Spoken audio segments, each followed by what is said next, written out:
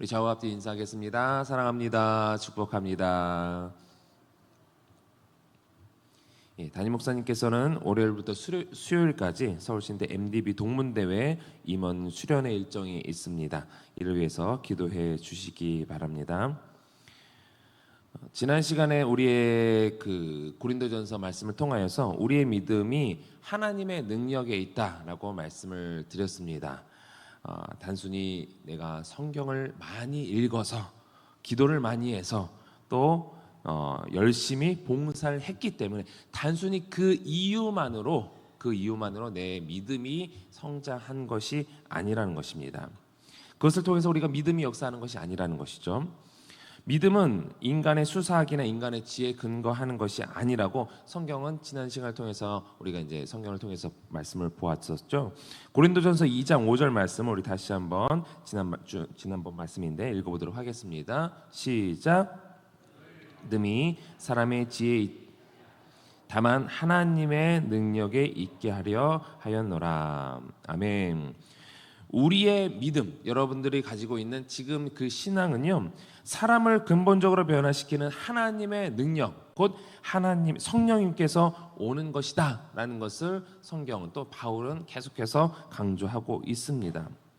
성경을 읽고 기도하고 봉사하고 이런 인간적인 부분들은요, 우리가 해야 될 필요성이 있습니다. 그러나 우리의 믿음을 위해 다른 것들이 반영이 된다라고 하는 순간, 그것을 강조하는 순간요, 우리는 믿음이 인간의 지혜, 인간의 방법에 있을 수 있다라는 그 가능성을 열어두면서 하나님이 아닌 그 다른 것을 의지하게 됩니다. 사람의 노력을 더욱 의지하게 될 수 있다라는 거예요. 인간의 연약성이 거기에 있습니다. 뭔가 하는 가능성을 조금만 열어두면요, 그것을 내가 할 수 있다라는 가능성을 열어두면서 하나님이 아닌 자신을 의지하게 되는 거거든요.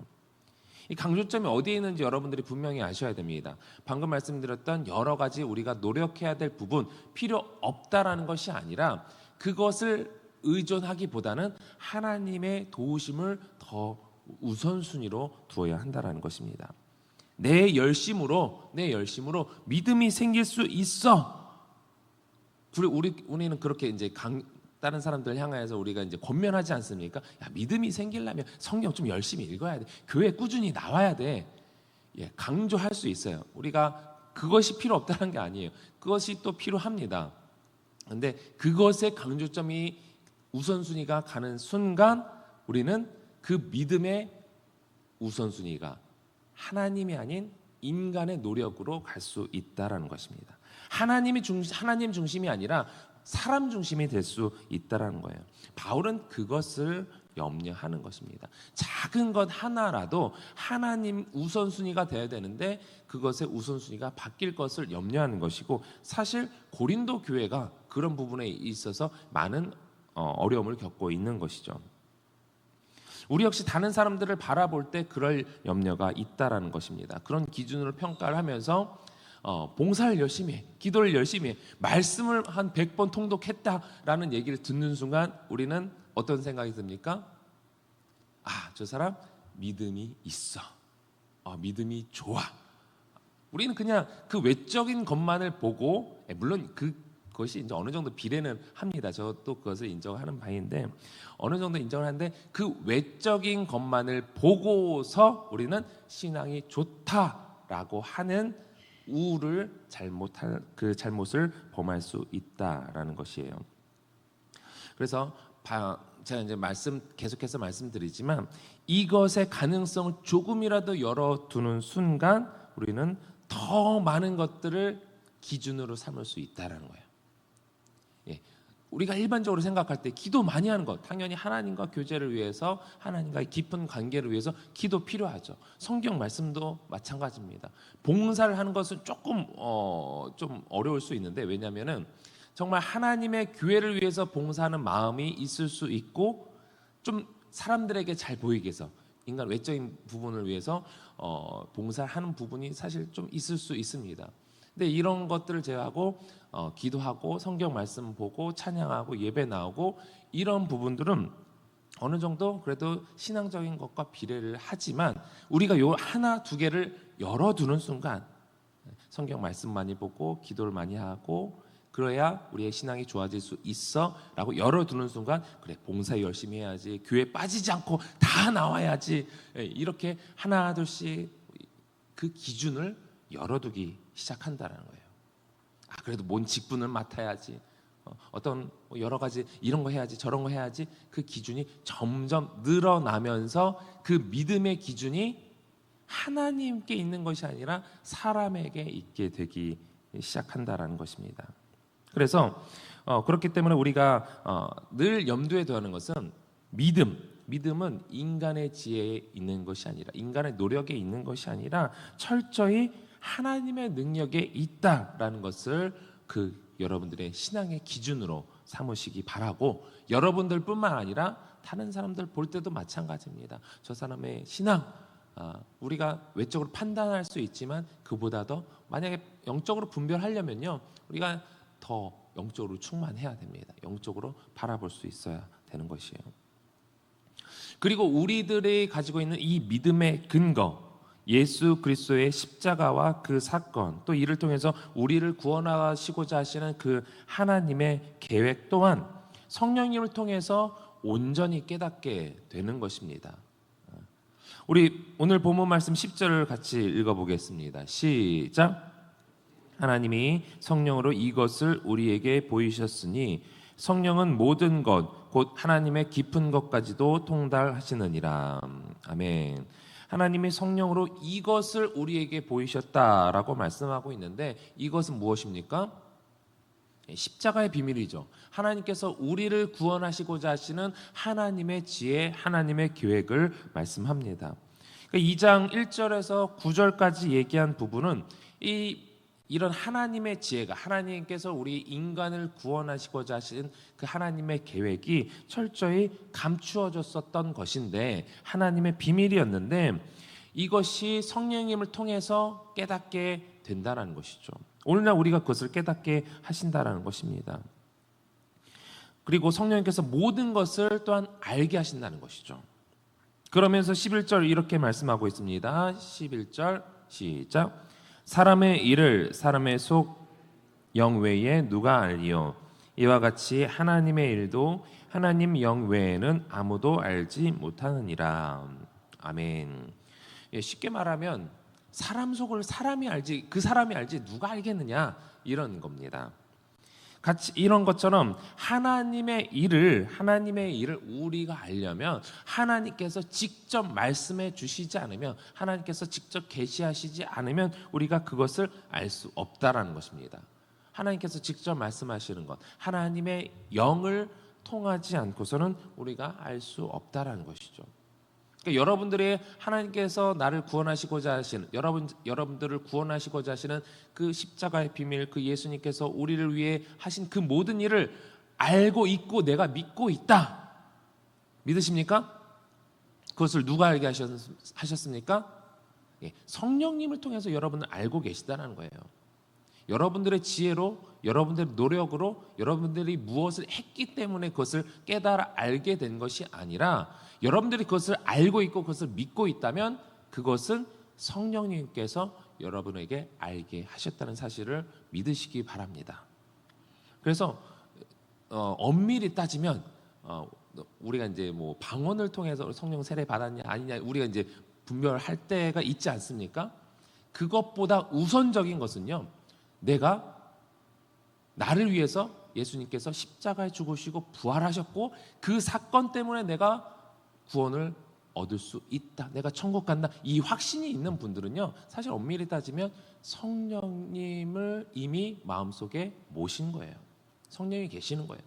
그것이 성령님이 계시지 않고서 그것을 믿을 수가 없다니까요. 성경 말씀에 의하면 그렇습니다. 인간의 지혜로는 예수님의 십자가 사건을 이해할 수 없는 거예요. 누가 그 얘기를 했을 때 받아들이면 그것은 그 안에 성령이 있는 것이고 그거 받아들이지 않는다면 아직 성령님 계시지 않는 것이기 때문에 아유 어떻게 그게 말이 돼? 이런 반응이 나올 수밖에 없는 것입니다. 오늘 보면 12절 계속 읽어보겠습니다. 12절 시작. 우리가 세상의 영을 받지 아니하고 오직 하나님으로부터 온 영을 받았으니 이는 우리로 하여금 하나님께서 우리에게 은혜로 주신 것들을 알게 하려 하심이라. 같은 맥락입니다. 하나님께서 우리에게 성령을 부어주셨습니다. 왜 주셨습니까? 왜 주셨습니까? 이 오늘 본문 말씀처럼 하나님께서 우리에게 은혜로 주신 것들을 알게 하기 위해서. 하나님께서 우리에게 주신 은혜가 무엇이에요? 계속해서 우리를 어떻게 구원하셨느냐, 어떻게 구원할 거냐, 그 하나님의 지혜, 하나님의 비밀, 예수님의 그 십자가 사건, 그것이 은혜죠. 그것들을 우리에게 주셨다라는 것을 알게 하시기 위해서 성령을 주셨다라는 겁니다. 단순히 어떤 은사 주시고 어떤 여러 가지 성령을 통해서 얻게 되는 그 여러 가지 그것들은 이제 부가적인 거고요. 가장 중요한 것은 우리에게 성령을 주신 것은요, 우리로 하여금 그 하나님의 비밀을 알게 하시기 위해서. 하나님의 영이 아니고서는 하나님의 속에 있는 것들을 어떻게 알 수 있겠느냐? 하나님의 계획은요, 하나님의 영을 받은 자들이 알게 되는 것입니다. 또 그것을 위해서 하나님께서 그 영을 부으신 줄 믿으시기 바랍니다. 그래서 우리의 믿음은 하나님의 능력이다라는 결론이 앞에서 났던 거예요. 여러분들의 믿음, 내 노력 전혀 없다라고 봐야 돼요. 사실 없다라고 봐야 우리가 하나님께서 주신 그 은혜의 감사함으로 우리가 더 성경을 보게 되고 예배하게 되고 봉사하게 되는 것이지, 이 우선순위가 우리는 자주 바뀌는 심성을 갖고 있어요. 그래서 아예 그렇게 생각하는 게 좋습니다. 그래서 우리 13절 말씀도 읽어보겠습니다. 시작.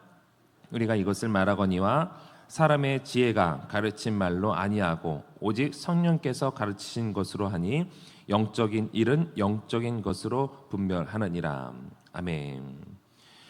그리고 이제 바울은 사람의 지혜가 아니라, 사람의 말이 아니라 성령님께서 가르치신 것으로 계속해서 복음을 전한다라고 강조하고 있는 것입니다. 그리고 그 영적인 것은 영적인 것으로 분별한다는 것이죠. 그래서 바울은 이 앞에서 고린도 교인들을 만나기 전에 먼저 아테네에서 복음을 전했다라고 제가 말씀드리지 않았습니까? 그리고 바울은 아테네에서 이 철학자들과 논쟁할 정도로 실력을 지닌 사람이라고 말씀을 드렸습니다. 그러니까 수사학적으로나 그들 철학가들 기준에 있어서 어떤 수사학가들의 수사학적인 표현이나 이런 부분들은 부족했을지 모릅니다. 계속 바울은 십자가 복음을 전했을 거예요. 그럼에도 불구하고 이 사람들과 계속해서 그것을 논쟁했을 때 철학가들은 바울 뭐 이렇게 무슨 얘기하는 거야? 도대체 본인들 기준에 있어서는 이 말이 안 통했을지 모릅니다. 그러나 그들과 논쟁할 정도로 이 바울은 말에 그래도 능한 사람이었어요.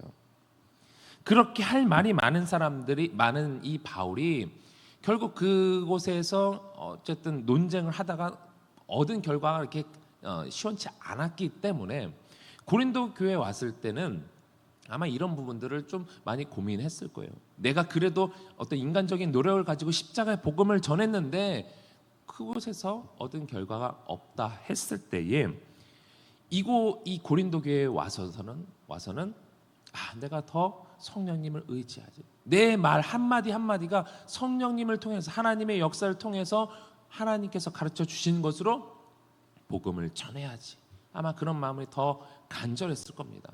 그러니까 한마디 한마디 할 때마다 자신의 말을 억누르고 성령님의 인도하심을 받으려고 하니까 이 바울 입장에서 얼마나 힘들었겠습니까?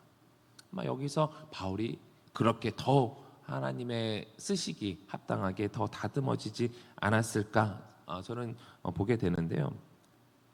특히 우리들도 마찬가지입니다. 여러분들이 이제 뭐 전도 나갈 때도 마찬가지고 또 모세를 인도할 때도 마찬가지고 내가 그래도 훈련을 받았을 때 사실 교만해지기 쉽거든요. 내가 그래도 이 훈련을 받았는데 내가 배운 대로 이렇게 해야지 저렇게 해야지 사형리 이렇게 하라고 배웠는데 전독폭발 이렇게 하라고 배웠는데 이렇게 해야지 라고 하면서 자신의 어떤 그 경험을 의지할 때가 제 경험에는 있습니다. 그러다 보면요, 기도를 소홀하게 돼요. 복음을 전하는 순간에 내가 그래도 이렇게 능란하게 하는데 라는 기대감을 먼저 의지하게 됩니다. 그래서 우리가 특히 이 상대방에게 복음을 전하는 문제는요, 그리고 또 그 사람이 복음을 받아들이는 문제는요, 철저하게 영적으로 접근해야 합니다. 그리고 우리가 이제 우리는 복음을 귀하게 여기잖아요. 정말 귀한 복음이잖아요. 그래서 우리 입장에선 그런 게 있을 수 있어요. 내가 이 귀한 복음을 전하는데 왜 받아들이지 않아? 답답하죠. 이 귀한 복음인데 왜 받아들이지 않아? 그 사람들은요, 그게 귀한 줄 몰라요. 왜 그렇습니까? 그들은 영적으로 준비가 되지 않았거든요. 계속 말씀드리는 것이, 이 믿음은 성령님을 통해서 받아들여지는 거예요. 근데 성령님이 없는 사람들에게 있어서 예수 그리스도의 그 십자가의 비밀은 미련한 겁니다. 내가 아무리 귀하다고 생각해서 전한다 할지라도 그 사람들의 입장에서는 절대로 아니에요. 미련한 거예요, 그 사람들의 입장에서는. 그래서 우리가 이 귀한 복음 왜 받아들이지 않아? 라는 반응으로 복음을 전하려고 하면, 그 상대방에게 전하면요, 싸우자는 거예요. 그 사람과 내가 인격적으로 그냥 싸우자는 것밖에 그 사람들은 받아들일 수밖에 없습니다. 세상의 지혜로는요, 영적인 지혜를 받아들일 수 없기 때문이죠. 성령의 일들을 받아들이지 않고 오히려 배척하게 되는 것이 자연스러운 거예요. 그들의 시각은 철저히 왜곡되어 있기 때문에 성령의 일은 어리석어 보일 뿐입니다. 그래서 어떻게 하다가 우선 이제 신앙은 없는데, 믿음은 없는데 교회에 먼저 이렇게 나오게 되는 경우도 있지 않습니까? 우리는 기도를 해야 됩니다. 교회 나왔다 끝이 아니라, 교회 나왔으니까 내가 할 일 다 했다 끝이 아니라 기도해야 돼요. 성령님을 통해서 저 사람들의 믿음이 세워질 수 있도록, 담임 목사님을 통해서 전해지는 그 복음 메시지, 또는 양육하는 사람들을 통해서 전해지는 그 복음의 메시지, 하나님 성령님을 통해서 그 복음들이 받아질 수 있도록, 믿음이 받아들여질 수 있도록, 하나님의 지혜가 깨달아질 수 있도록 하나님 도와주시옵소서, 성령님 역사하여 주시옵소서, 계속해서 우리는 기도를 해야 되는 것입니다. 교회 왔다고 해서 끝이 아니에요. 교회에 나와 있지만 여전히 그냥 습관적으로 오게 되는 분들이 있어요. 습관적으로 1년 다니다가 그래, 이 사람이 좋고 저 사람이 좋고 하니까 사람이 좋아서 교회에 나오시는 분들이 있어요. 우리는 복음을 밖에서만 전하는 것이 아니라 안에서도 전해야 되고요, 그 복음이 깨달아질 수 있도록 계속해서 기도해야 될 줄 믿습니다. 그래서 우리가 세상의 지혜로 그래도 교회에 나왔으면 예배에 열심히 나와야지, 봉사 열심히 해야지, 헌금해야지, 이런 행위적인 것들만 우리가 강요를 하고, 또 그들이 강요를 당하면요, 결국 그들은 영적으로 깨달아야 할 하나님의 지혜를 깨닫지 못하고 어떤 이벤트가 생겼을 때 그들은 교회를 즉각 떠나게 되는 거예요. 그러니까 어떤 사건이 생겼을 때에 몰라 나 시험 들어서 하면서 이렇게 쉽게 교회를 나오는 것을 그러니까 약간 이제 중단하시는 분들이 있지 않습니까? 여러분들은 그분들을 바라보실 때 불쌍히 긍휼히 여기셔야 돼요. 긍휼히 여기시면서 왜 안 나와 하면서 그냥 이것이 아니라 그렇게 하면서 권면도 해야 되겠지만, 그들의 중심의 핵심적인 것은요, 영적인 하나님의 지혜가 없다라는 것을 여러분들 먼저 문제 인지를 하셔야 됩니다. 그래서 그런 외적인 것을 가지고 그 문제를 파악하는 것이 아니라 영적인 것으로 분별을 해야지, 그렇지 않고 계속해서 그런 외적인 것들로만 그냥 그래도 예배 나와야지, 그래도 교회 나와야지만 강요를 하게 되면 결국 점점 그들은 거부감을 가질 수밖에 없어요. 오늘 보면 14절 말씀 한번 읽어볼까요? 14절 시작. 육에 속한 사람은 하나님의 성령의 일들을 받지 아니하나니 이는 그것들이 그에게는 어리석게 보일 뿐이요 또 그는 그것들을 알 수도 없나니 그러한 일은 영적으로 분별되기 때문이라. 이런 일들은 영적으로 분별됩니다. 그리고 여러분들이 이 기준을 분명히 하고 있어야 영적으로 분별할 수 있는 거예요. 성령님께서 임재하여 주셔서 그 영적인 비밀이 깨달아지고 내가 그것을 깨닫고 또 영적으로 분별할 수 있는 여러분들이 되시길 바랍니다. 그렇게 우리가 기도해야 될 대상이 많이 있습니다. 교회 안 나오는 사람들의 대상이 아니라 교회에 나오지만 여러분들이 조금 그래도 제가 이런 말씀을 하기 전에도 영적으로 분별되는 분들이 있을 거예요. 이 사람들을 위해서 내가 기도를 해야지. 그것이 우리들의 가족이 될 수도 있습니다. 그것이 우리 세런들이 될 수가 있어요. 각 기관 회원들일 수 있습니다. 기도하실 때 하나님 이들에게 성령님이 임재하게 하여 주옵소서. 성령님 함께하여 주시옵소서. 그래서 그 분명한 기준에 대해서 오늘 보면 15절 16절 이렇게 말씀합니다. 15절 16절 시작. 신령한 자는 모든 것을 판단하나 자기는 아무에게도 판단을 받지 아니하느니라. 누가 주의 마음을 알아서 주를 가르치겠느냐. 그러나 우리가 그리스도의 마음을 가졌느니라. 아멘. 여기서 신령한 자라는 것은 영에 속한 사람, 영적인 사람을 의미합니다. 하나님의 영을 받아들이는 사람이죠. 성령님께서 내주하는 모든 그리스도인. 그래서 성령님의 인도하심을 따라서 살면서 모든 가치 기준이 영적인 것이기 때문에 하나님의 말씀에 의존하여서 판단을 하죠. 그러니까 이 말은 조금 이해하기가 애매할 수 있긴 하겠지만 누구의 판단을 받지 않는다는 거예요. 이 영적인 신령한 사람은 누구의 판단을 받지 않는다는 거예요. 왜? 내 안에 성령님이 계시기 때문에. 이게 이제 본인 기준으로 이제 생각을 하지만 내가 영적인 사람인데 감히 누가 판단을 해 이렇게 판단하는 것이 아니라 영적인 사람이 되라는 차원에서 이 말씀을 하고 있는 것입니다. 그렇게 여러분들 모든 기준에 있어서 성령이가 동행하여 주시고 성령님을 의지하면서 성령님의 그 지혜로 또 모든 것을 분별해 나가면서 이 교회에 서울제일교회에 또 여러분들이 있는 그곳에 하나님의 평강이 하나님의 은혜가 넘칠 수 있게 하시기를 주님의 이름으로 축원합니다.